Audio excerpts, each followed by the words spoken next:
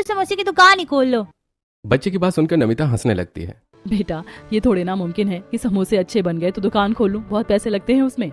जिसके बाद नमिता सबको समोसे परोसती है और सभी चाव से खाते हैं।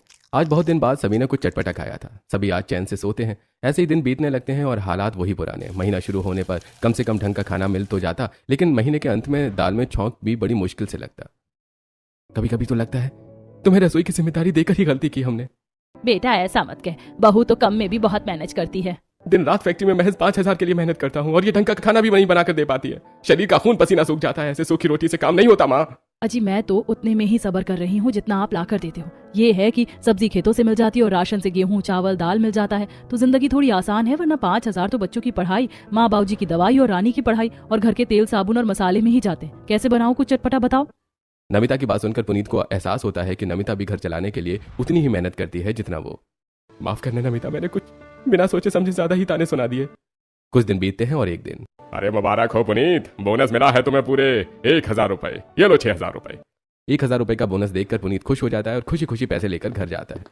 नमिता ये देखो, आज पूरे 6,000 रुपए मिले हैं। 1,000 रुपए बोनस है इसमें।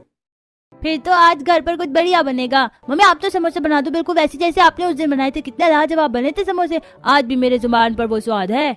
हाँ भाभी बना दो, बहुत दिन हो गए ना।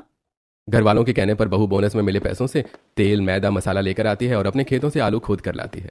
आज तो ऐसा समोसा बनाकर खिलाऊंगी सबको कि सब खुश हो जाएंगे। जिसके बाद नमिता खेतों से लाए आलू को चूल्हे पर उबालने के लिए रख देती है। वहीं एक तरफ मटर छील कर रख देती है और समोसे के लिए बेसिक मसाले निकाल लेती है।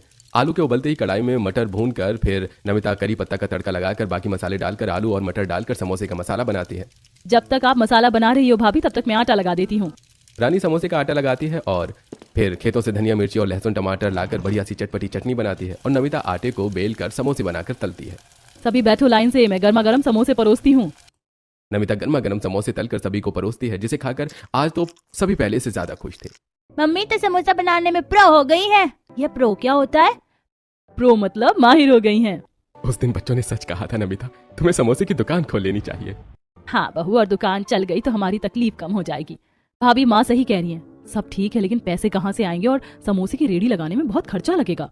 बोनस के 1,000 रुपए में अभी भी 800 रुपए बचे हैं। तेल और मसाले ही तो लाने होंगे। खेतों में आलू और मटर है ही और आटा तो कोटे से आ जाएगा। इस बार आटे की जगह मैदा ले लेना।